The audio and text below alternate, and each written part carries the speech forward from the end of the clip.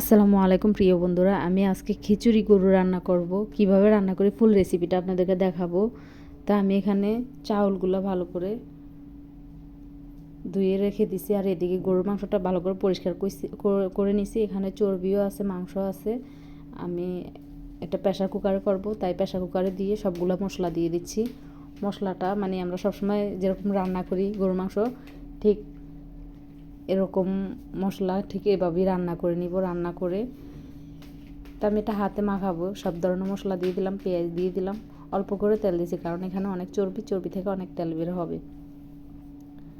আর এই খিচুড়িটা আপনার চর্বি ওলা মাংস দিয়ে রান্না করলে বেশি মজা লাগে, তো আমি এভাবে রান্না করে নিচ্ছি এটা। এখানে আমি গাজরও দিব, আলুও দিব।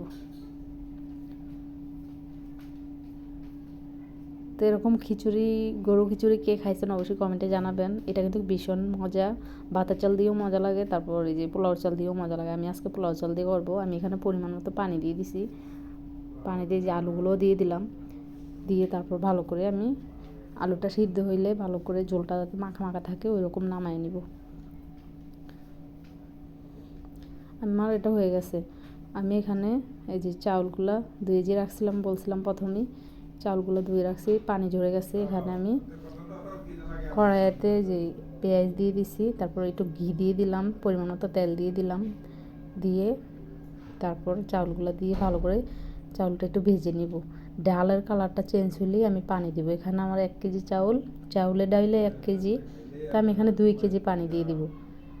যদি মাংসতে বেশি ঝোল থাকে তাইলে পানিটা কিন্তু আপনারা কম দিবেন, না হয় এটা লেটকা খিচুড়ি হয়ে যাবে, ঝরঝরা ভাবটা থাকবে না।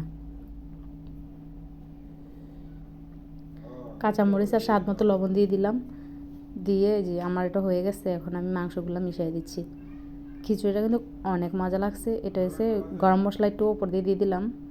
গরম মশলা দিলে খাইতে স্বাদ লাগে, তাই গরম মশলাটা দিয়ে দিলাম, দিয়ে নেড়ে আবার সুন্দর করে রেখে দিচ্ছি। আমি এটা দমে রাখছি। সবাই ভালো থাকবেন। আল্লাহ হাফেজ।